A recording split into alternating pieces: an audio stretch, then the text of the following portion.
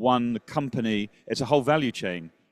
And that transformation of a value chain is incredibly complicated. And in carbon accounting words, often scope 3 is the word that's used, but an enormous amount of collaboration with thousands of suppliers upstream and lots of customers downstream, and sometimes even a legislative environment that doesn't promote collaboration, but in fact talks about antitrust and be careful of collusion.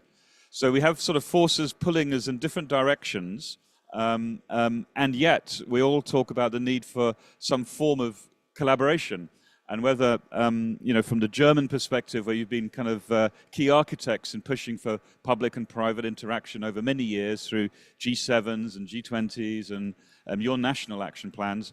And Nigel, I mean, this has been like at the heart of much of your work.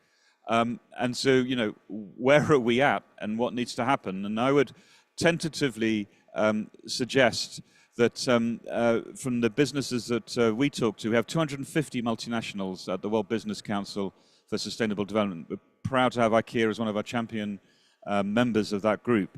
This is a club where they're all committed to the nature, climate, and equity transformation.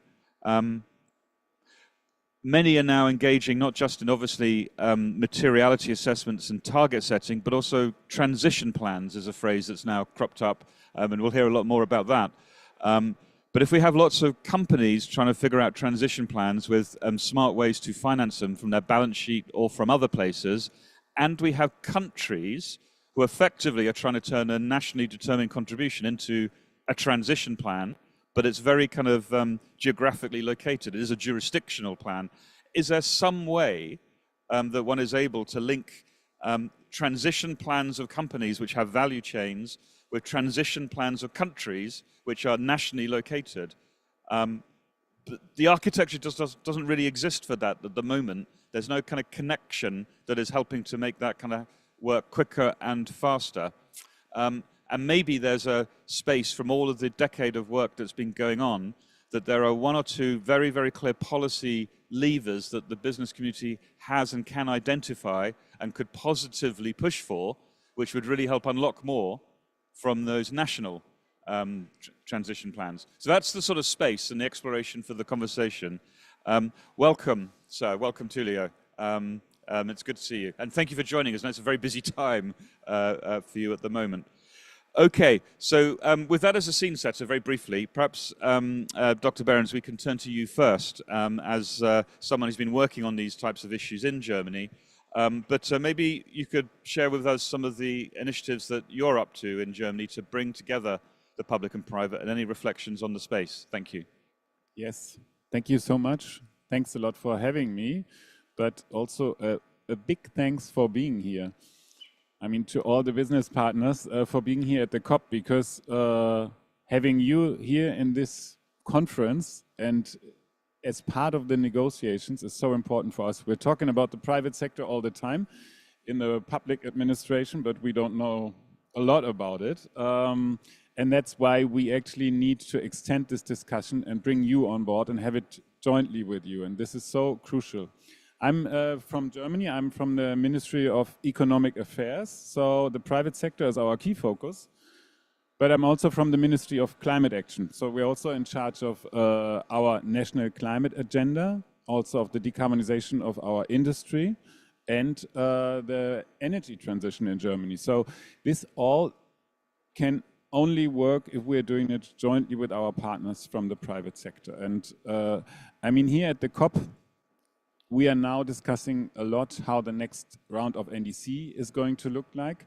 And from what I understand about private actors is what they really need, like at first, is predictability, and they need a reliable policy framework, a reliable regulatory framework. And I think that the NDCs can be the first step towards that. And that is one of the reasons why we should all jointly push countries like Germany, of course, the EU, but all the other countries as well, to work hard on those new NDCs. Those NDCs have the potential to become a really relevant instrument for private actors.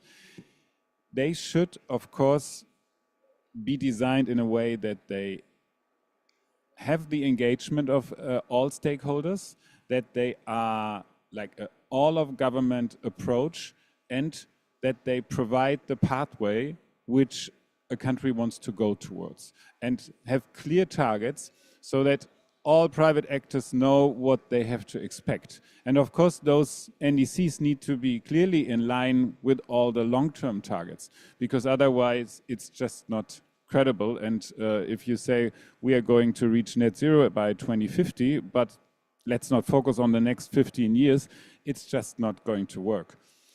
And I think this is really the first step. In Germany, I'm in charge of the International Climate Initiative. This is an instrument to support developing countries with their transition, and we launched a strategy last year, and one important part of this strategy is the private sector. We want to leverage 1.5 billion euros of private actors, and we would like to do that by using many different instruments, and of course one is key, that is blended finance. And we have a number of different approaches to work on that. Just a few examples: we are working with Allianz Global Investors on the MCAF, that's a fund on the global, on the emerging markets, where we are supporting adaptation and mitigation projects. And of course the idea is that we, as the public part of this fund, are providing the first loss tranche, so that we are helping to de-risk investments. We are also doing that with the EBRD, for example, for Eastern countries, Eastern European countries and the Caucasus region. Also, we are having the Mitigation Action Facility, where we are launching calls each year to set up projects which combine technical assistance and financial assistance. And the idea is that you provide the basis for financial investments. You bring together actors which, well, are experts in TA, but they need to bring to the table from the very beginning the FA actors, and that is actually a very good way to leverage the private investments that we need. Then, of course, we need to work with all the actors. I mentioned EBRD and all the other international development banks, but you also need to bring in the national development banks and of course the central banks. And I was talking about the policy framework, and there it is essential for us to look into market instruments like carbon pricing and so on. But for us, it's really important to listen to you and to hear from you what you really need. Are those the approaches that you need? How can we, and you mentioned that, how can we link the NDCs to investment plans? How can we make sure that they are really useful for private actors? What would you need within the NDCs to rely on your decisions you need to take in a specific country? That would be something I would really like to hear from the ones who know about that.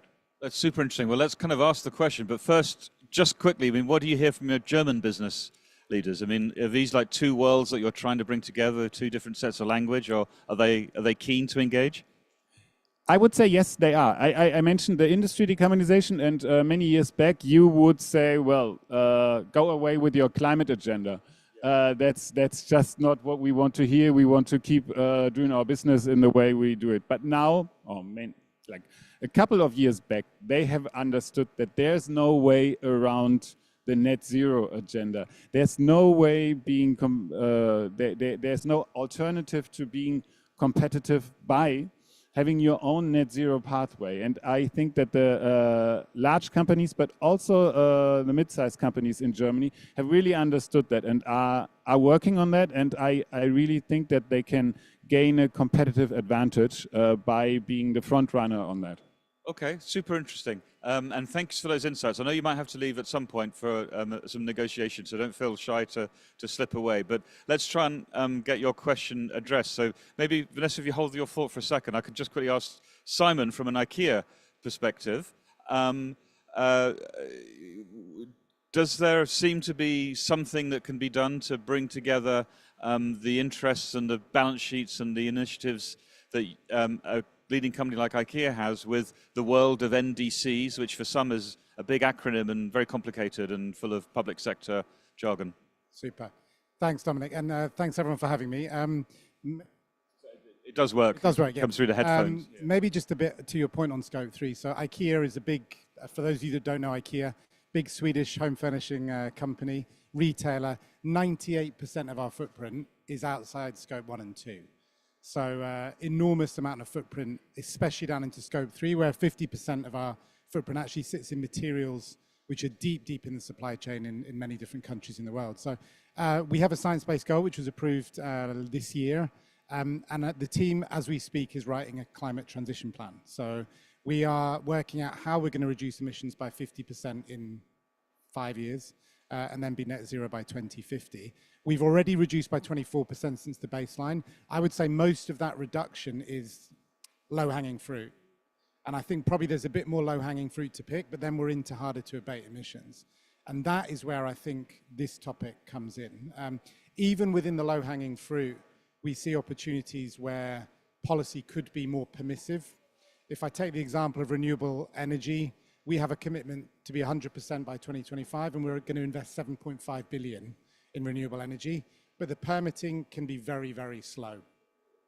We know it needs to be equitable. We know we need to follow a due process, but we also know that we could move a lot quicker if we had faster and slicker permitting processes when it comes to renewable energy.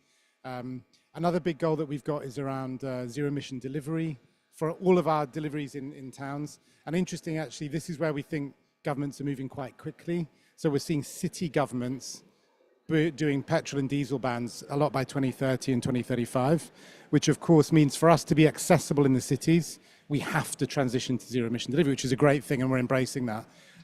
But again, the vehicles are very expensive. The charging infrastructure is patchy, and sometimes we don't quite have the right incentives in some of those cities. So another really clear example for me would be around zero emission delivery, where I think we could get much faster rollout with electric vehicles if we had better charging infrastructure and actually lower cost vehicles as well through incentives. So a couple of really strong examples. I think maybe the reason we're here at COP is because we think if companies speak out and say, look, this is what we need, this would help us move quicker, then hopefully that produces that ambition loop and lifts the ambition up. But I think the message from the business community where I sit is clear. We want to move faster and we want to move harder, and there's a whole list of policies we could give you that would help us do that. Simon, that's so interesting to hear, and I love the way that you introduced IKEA to all of us who kind of completely use every product that you have, and many people would think, oh, big businesses would be looking for a little bit of caution or pushing back on regulation, but these are the sorts of things, really from the German perspective that you're suggesting, Dr. Behrens, that would be very helpful to hear, because it's not a big shiny thing. It's permitting, and it's kind of infrastructure for charging. Surely things that governments have their hands on levers to help move quicker on. Maybe we're into that era of how do we get this done at the detail level rather than kind of big new kind of commitments at the top level, and that probably provides some opportunity for the functioning of government to work smarter and quicker on those topics rather than the high-level politics one might suggest. Vanessa, I saw you nodding, and particularly when someone mentioned the transition plan that IKEA were up to, but you chair the Transition Finance Market Review, which sounds enormously important to this debate. And I know that you recently published the findings of the Transition Finance Market Review, so perhaps that is pertinent to this discussion. I'd be very keen to hear your reflections on this and where you sit in this equation. Sure. Well, thanks very much for having me. We've now concluded, so the review itself has come to an end because we've done our homework and published it. And what we were looking at was how to create the conditions for the UK to be a market hub for high quality transition finance. And really collaboration sits all the way through the report, and so does transition planning. So I'm going to deal with it in three different ways. So firstly, on policy, it's abundantly clear that we won't move at pace unless we have policy that enables transition to be economic and investable. And what became clear and probably surprised me a little bit was the need for really quite granular engagement between government, so policymakers, finance, sector, and also civil society to make sure that you deliver the sectoral pathways and the policy outputs that come from that avoid missteps. So it's basically trying to get people in the room to problem solve and avoid creating policy that doesn't work. So that's one piece where we've made recommendations for sector pathways to be developed on a effectively multi-party way. Second area is we're still having challenges in getting investable structures. So we've recommended a transition finance lab to sit with the Green Finance Institute in London and to look at how to create structures that blend public and private, how to use our public finance more strategically. We're not saying necessarily more money, but we're saying let's at least deploy it in a strategic way. And where those structures are developed, can we pilot them and then can we then disclose in broad terms so that we get the stuff out to the market quickly? So that's the second point. The third point is in relation to all of the recommendations which look at how do you scale activity level finance, which is what the finance that's currently happening, and then how do you move to unlock entity level finance? So can we classify finance as transition related where it's at the company level? At the moment, the market is not confident on that because of greenwash risk. So that requires a mix of policy developments, but it will also require much better metrics and an infrastructure around transition plans to assess, to assure them, to assess credibility and so on. And for all of the outputs of the review, we have suggested a council that is also multi-party. So in all of that, we are trying to mix policymakers, finance, real economy, and civil society. Thank you. That's super interesting, the kind of institutional build, as well as a sort of technical analysis, if you like, and that kind of multi-party council as a mechanism. We had some very good discussions with the government of Denmark and the entity that's called State of Green, which was the enabler for the Danish climate partnerships, which were quite multi-party, and moving that into the sort of scaling up through the Commission and such. So that's an exciting development. I notice that you didn't mention the word NDC at any stage, and our German colleague, was starting the conversation by suggesting that there might be a way for those on the people who've been negotiating and building the policy side, that their transition plan, if you like, they hope is the NDC. Did that feature in your review at all? Or? Yeah, we look at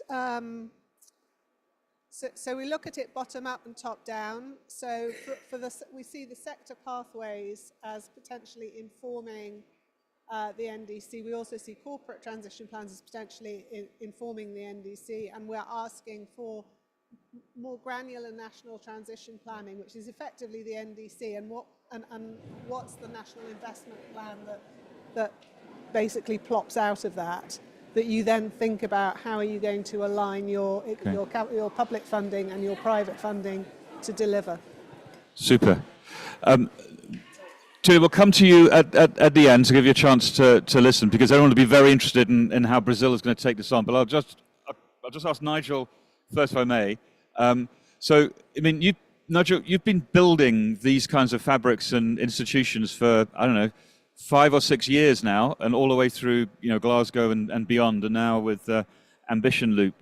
I don't know how much of this is a record that you feel you've heard, several times, but people just aren't doing it, or whether there are some quite interesting and important developments which are taking shape, and just that these sorts of architectures take some time to arrive.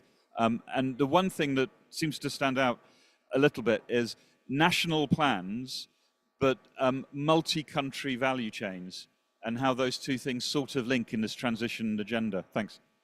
Yeah, well, actually, I thought I would split my remarks between kind of international architecture and national architecture. Brilliant. So I think first thing I would say is that I actually think we collectively, if you like, the community around how do we tackle the climate crisis. So of course, very formally through the COP negotiation process, but also through the kind of track 2 work, which also is very present here, which is stimulated by and accelerated by the COP process.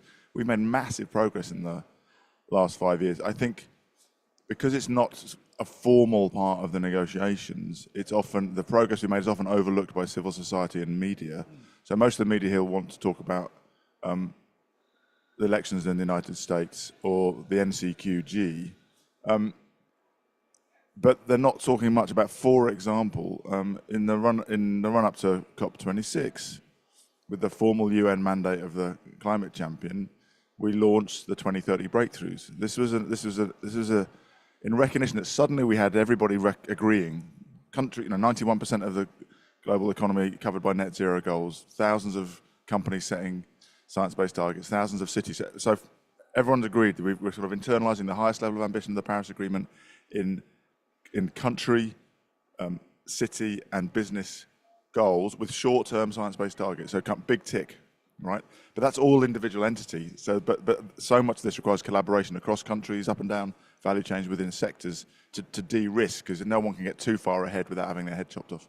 So we remember we had the extra year for Glasgow. So we said, okay, well that's working well. How can we improve on that? So well, one of the problems is it's not clear what needs to be done in every sector by 2030. That's a very difficult thing to negotiate in a consensus. You're not going to do that in a negotiation, really, because especially consensus, one person will disagree with your brilliant idea of what the 2030 target should be for steel, say. But you can do that in the more informal conversations with the private sector. So we launched these 2030 breakthroughs. We said, in the language which each sector will understand. So, and if it's steel, say, then what's the language that a steel CEO and an industry minister would understand? What's how many millions of tons of green steel, and you can turn that into an average steel plant size. How many green steel plants need to be in the world by 2030 for us to be on track?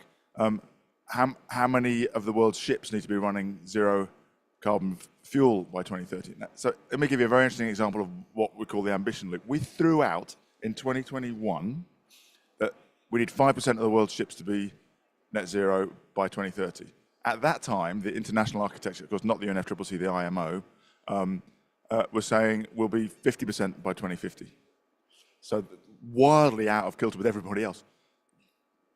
2 days ago, I sat down with the Secretary General of the IMO. They took that signal, which had come from many private sector collaborations along the value chain, the Getting to Zero Coalition, part of the Mission Possible partnership, which WBCSD is part of, with the fuel manufacturers, the ports, the shipping manufacturers, the engine manufacturers, the ship owners, the cargo owners like IKEA and Walmart and others, all aligning around that 5%. And they said, that de-risks the political space. Well, if everybody else is in the real economy is doing that, then it's much safer for us to do it. Now the IMO has a strategy which says at least 5%, striving for 10%. So they've gone more ambitious, and that in turn will make it easier for the private sector to be more ambitious. And in fact, if you look in detail at the order book for zero carbon ships, it's growing exponentially. So the point I want to make is a lot of that international architecture is there, but it's often a little bit below the radar for many people. And I'd love, as an incoming presidency, I'd love some views. I think it might be helpful to try and elevate that a little bit and see it a little bit more as part of the presidency's responsibility, not just to manage the negotiation space, which is of course the primary responsibility, but also to embrace what's already been done and triggered through the process. You know, the 2030 breakthroughs, the Sharm el-Sheikh adaptation plan, which is in the 2027 decision text, which the president, and we saw it last year with the trebling of renewables. So there's all sorts of bits of architecture, but we haven't quite pulled them all together. So my view would be that we've got that architecture largely internationally, could elevate it a bit. Nationally, I think we're at risk of slightly overloading what NDCs can do. I think actually, Philip said NDCs maybe as a starting, you know, if we're not careful, we'll put such high expectations on NDCs that hardly anybody, only 2 or 3 countries will be able to do them. I mean, they're a formal instrument within the UNFCCC. yes, they should reflect the requirements of latest science, ratcheting ambition, latest technology, etc. I don't think NDCs is the place to put all the detailed policy which makes them investable. So I think they need to be ambitious and cover all the sectors and all the gases. I think Simon Steele has this ABC, ambitious, broken down by sector, and then credible, but let's not overload them. Also, national governments aren't going to be led by their NDCs, they're going to be led by their national sort of economic development plan, and the NDC needs to be consistent with that, probably not leading that. But I do think the one thing that national governments need to really work on, and I see this as a struggle in most jurisdictions, is to have high trust, regular, sectoral communication on the detail of the pathways.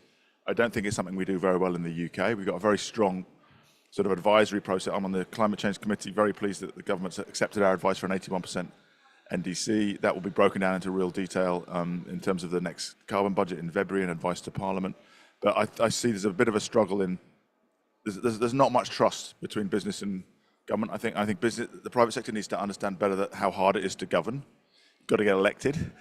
You mostly face incoming criticism all the time, and making good policy is very hard. So I think a little bit more empathy there, and then the kind of insights and advice regularly delivered by processes that can build trust and grow. And that's something that organisations like WPSD, I'm sure, could help with. That's brilliant. There's like kind of 5 MBA insights in that from your experience. There's almost like a kind of international, national kind of nesting piece. I mean, Vanessa, you were talking about building those institutions for the transition finance, and you're at a national, maybe a bit like the Danish model. I don't know if that is a good analog or. I think that the Danes have I mean, remember, it's quite a small, very social democratic country, so there's perhaps slightly more trust between different sectors anyway. But they have a very good kind of climate advisory process where they have, I think, 17 sectors who are building their plans and regularly meeting and advising. And of course, we also has to come out of, it's not just environment. Remember, this is an environment minister run process, and most of these sectoral plans are relevant. The policy levers are with industry, finance, energy, agriculture, etc. Hold that thought, Tulio.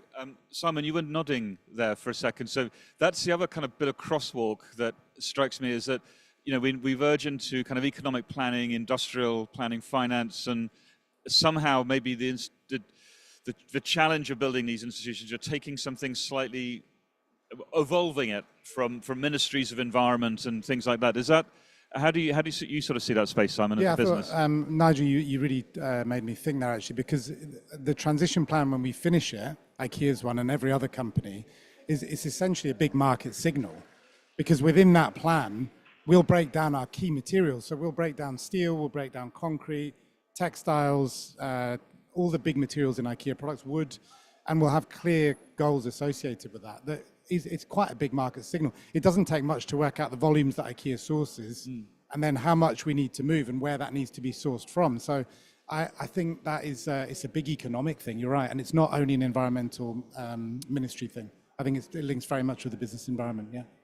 And I think, Simon, it's the journey of the chief sustainability officer as well, right? Suddenly one's hanging around or trying to convince in the CFO's office and the chief legal and heads of procurement and purchasing and different kinds of language sets and different kinds of KPIs and things like that. Yeah, and I think that role's completely changed. So if I take the example of green steel, we've made a commitment that 50% of, when you go to an IKEA store, at the end there's the racking. Yes. The big steel racking. So it's a start. It's not all the steel in our products, but we said 50% of that will be green steel in a couple of years. But if you look at the business case for that, green steel is more expensive. And the only way to make it pay and add up in a business case is to project, if there was a carbon price in 2 or 3 years, how much will steel cost? Therefore, we're actually saving a future. But you need your CFO on board for that, because it's not an easy discussion. It doesn't work. So absolutely, I think the CFO, CSO, COO triangle is essential with making the transition plan a reality. Yeah. It's so interesting that there's two sort of shadow things going on at the same time. If you think sort of on how you've kind of created the momentum through the Climate Champions Now Ambition Loop, it is engaging other ministries and other topics of conversation on industrial policy and economic policy, and how on the kind of transition financing, and this is happening within the enterprise, the COO, CFO, CSO loop. Okay, Tullio, I think we kind of laid the table a little bit. I mean, you must be having this in every panel that you go to, you know. Welcome to becoming the next COP presidency. But I think people are excited because, you know, Brazil's got such a fine tradition of innovation and working between, you know, government and finance and businesses on social issues over the years, and now looking for, you know, your thoughts on how one is going to bring together elements of the agenda. You know, we've been talking a little bit here about you know, this partnership agenda to meet all of these massive emission reduction issues at scale and finding the money, and it's going to have to come from other sources. But this is not just an environmental topic. I mean, maybe it's about attracting FDI into Brazil. It's about competitiveness and a new kind of economy. And I know these are things that register for your Minister Haddad in finance and across to foreign affairs. So we'd just be fascinated to hear, I know it's early stages, but kind of how things are shaping up on these kinds of agendas, and anything you'd like to share and reflect with us. But I'm sure both our panel and others would be keen to throw a question at you after you've spoken. Thank you very much, and it's very interesting to build on many of the concepts and the idea of linking the NDCs with business plans, especially for business. And I think that this was at the very core of the Brazilian vision of its own, what it meant for Brazil to become the presidency of COP30. For us, the presidency started in 2023 because we had to reverse engineer what it would mean for Brazil to become a presidency in 2025 in terms of presenting our NDC and also organizing our presidency of the G20. What we really did was to focus and to link what would be precisely those elements of the climate response that could be hosted within the UNFCCC process, and what would it take to make the structural changes both domestically but also at the international level for low carbon and climate resilient development happen as a new model for humanity to live. So that's what we try to do with the new task force that was created within the G20 on a global mobilization against climate change. So when we talk about the global mobilization, much beyond the international mobilization, this means that it's not only countries, it's every individual and every entity that is human. We do think that we need to go at some point from global to planetary, but perhaps not now, some point in time. And what TF Clima, the task force, really innovated was by bringing together the ministries of foreign affairs, finance, environment and climate, and central banks. So that really meant a whole of government. And for us in Brazil, that really paved the way for the process of the conception of our NDC to come to fruition, because it was really a whole of government, a whole of society, and whole of economy approach. And what really we try to do with our NDC, and we are very enthusiastic and positive and optimistic and happy with the results, is that we were able to have the NDC go way beyond the climate target. It provides a vision for Brazil in 2035. And that's what is very relevant to business, because it provides that vision is what is going to provide alignment. Alignment between governments and society and business in terms of what we all, the point that we all need to be. And then the NDC, and I agree with Nigel in terms of there is like this huge expectations of what needs to be inside the NDC. And we don't want to have the entire world inside an NDC. But what we tried to do was in building into that vision to present the institutional infrastructure to implement the target in terms of policies, in terms of transparency, in terms of social and society and economic actors engagement.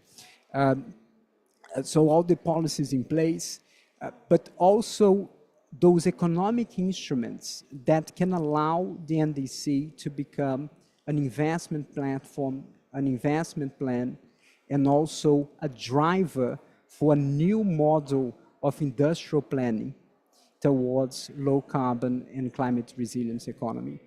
And the low carbon is very much important, but we are now, as opposed to the first round of NDCs, we need to very much focus, especially for business, on the climate resilience, because climate change is already happening.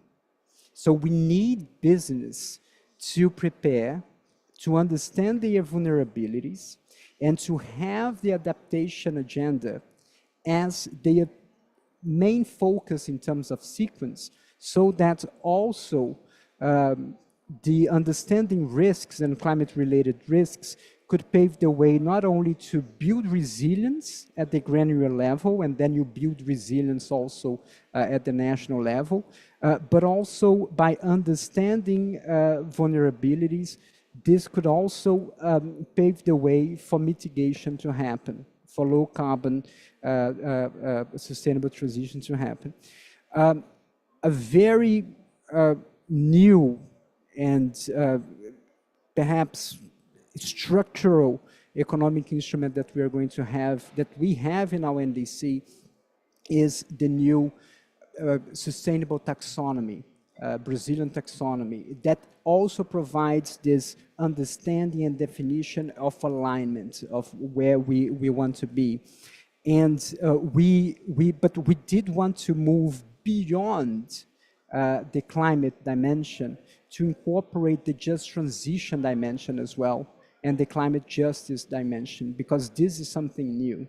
So we have also to move to a new paradigm that must also reflect social inclusion and economic prosperity. So if we have one word to define why the NDCs are very much important for business, is the word alignment.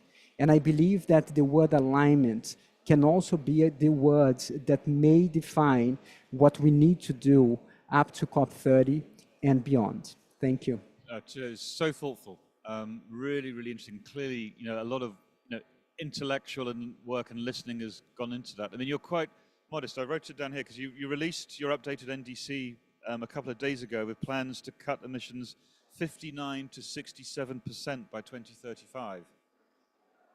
It's pretty impressive in terms of an upgrade. And also this climate and ecological transformation and investment platform to help facilitate that, which sounds a little bit similar, Vanessa, to some of the thinking that you've been taking shape in the UK. The other thing I think that came through, Tulio, was a flavor in this conversation that, given all of the work over the last several years that the champions and leading companies have invested in, that there are some pretty good ideas on policy that could accelerate things. So rather than being delivered policy, there might be a mechanism to provide input from other stakeholders about what would be the breakthrough areas to make things happen at scale. And they might not be massive, big, shiny, new announceables, but could be things like permitting or things that make things happen quicker. Is that something that you think can be considered in the mix? Definitely, and I believe that another dimension of our NDC, new innovation, that was actually first introduced through the action agenda, the breakthrough agenda, is a new mindset that take us to complexity, to complex systems, and how what are the levers that we could have exponential change. And this is very much incorporated into our NDC.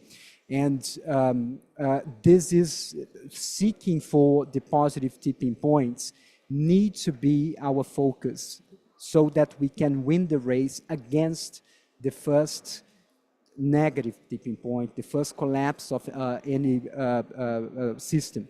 And that is an area that we are very excited to really build on the legacy of the UK presidency of COP21 and their breakthrough agenda with the action agenda. Amazing. Thank you and thank you for joining us as well. I know your kind of diary must be as mad as anybody's at the moment. We're delighted to have launched the COP30 CEO Action Advisory Board with Minister Haddad and others to help on these issues. Perhaps from Tulio's overture, we can quickly go back, because I'm sure you've got some reflections or thoughts. Nigel. Well, Tulio, first of all, congratulations on your NDC. You know, the first thing that the world needs from an incoming presidency is credibility, and you've ticked that box. It makes the bar higher in some ways in terms of expectations, but it's crucial, right, for belief that you're really behind the collective mission. I totally agree with your point about alignment. It's kind of it's different language slightly, but what I was saying about if we can get private sector and the public sector internationally and nationally aligned, it de-risks it for everybody. I'm glad you mentioned the breakthrough agenda. I think the report's just been, that's another little bit of architecture. There's like 57 countries now. The UK and Brazil have a particularly close partnership within that, and every year now they're looking at what are the things that need to be unblocked. Is it standards? Is it use of procurement? Or is it something else in the supply chain? And lastly, you mentioned innovation, but just on this point of getting the dialogue right between the public and private, one thing I would urge is for us to always try and have disruptors in the room as well as incumbents. Because I was with a very big consultancy the other day who told me all CEOs are very pragmatic. And I'm like, that for me sounds like a slight code word for this is very difficult, let's not go too fast, which is what you often hear from incumbents, but you never hear from disruptors. So having the different energies and dynamisms and skills and insights of disruptors and incumbents, we need both. But in the conversation when talking about policies, it would be really important. Thank you. Super point, Nigel. Brilliantly said. And as well, from the breakthrough agenda is an amazing piece of architecture with kind of all of its work. I think we're quite proud to be a partner of the breakthrough agenda and put that through in something we call the business barometer, which is highlighting some of those breakthroughs and pushing that out to the broader community. So thank you for raising that. Simon. Yeah, Tulio, thank you. Obrigado. I think you're doing an amazing job. I was just building on the thought of the NDCs being visionary. I like that. I think just a reflection from the business community is we had very many big ambitions for many years. So the IKEA sustainability strategy was in 2012. And what I saw was a bit of a challenge going from vision to action. So my advice would be get into the action phase as quick as you can. Vision is great, but you need to move into action. And I think you said disruptors and incumbents. I would also have visionaries and action leaders in the room as well, because I do think they're two different schools of thought, and you can stay in the visionary space too long, and you can also go into the action space too quickly. So I think it's knowing when to lead into that very pragmatic permitting discussion from the visionary space. Then I just had one reflection. You said the people and the climate nexus, but also we haven't mentioned nature. We just came back from Cali, and I think the biggest discussion there was around finance into nature and the massive finance gap. And COP30 will be a nature COP. Everyone keeps saying this, that it's going to come together because we're in Brazil. So it'll be a climate and a nature COP. But that finance gap as well, I had this image of a room full of policymakers, bankers, and business leaders. Could we just lock everyone in and say, we're not leaving until we found a system that works to de-risk nature investments? Because we want to go from high risk, relatively low return investments to lower risk, maybe higher return. And that will unlock billions of capital I'd love to set that meeting up. Maybe WBCSD can set that one up for us. So it's brilliant. Actually, you can hear the sort of urge for, here are the things that we could really get done, you know, as well as the big visions and the big concepts. And I think you can sense, you know, the desire to work together on this one. Vanessa, locking you and everybody else up in a big room to come up with some answers. One thing from the panel, but the last word is yours. Okay, well, I thought the work that was done in DJ Klima in the G20 on national transition planning and transition plans was just hugely helpful. And hopefully that will shift the approach to do that sort of midterm mission industrial strategy piece. And then I think we have to keep toggling between where we're aiming for, and then the much more detailed sectoral granular, well, how are we going to do it? How are we going to debottleneck everything? Congratulations on the NDC, fabulous. And I think the other piece that I pick up from what you were saying is the importance of having the social piece and the resilience piece is incredible. It's underdeveloped, I think, at the moment, certainly in the UK. We kind of do it by process rather than by substance, and we have to get over that because we risk creating very burdensome processes that make nobody happy. So we need to have a more substantive conversation and also get much more alive to the resilience, the need to build resilience as well as mitigation as we go forward. So lots to do, but also lots to win. Fabulous, Vanessa, and hopefully we can count on leveraging the transition finance market review and all of the expertise that you built up in that work on this journey. Well, it's very applicable not just to the UK.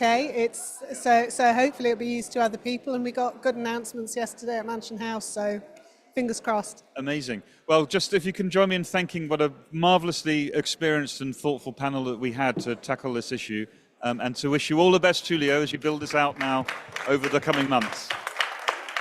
Thank you very much.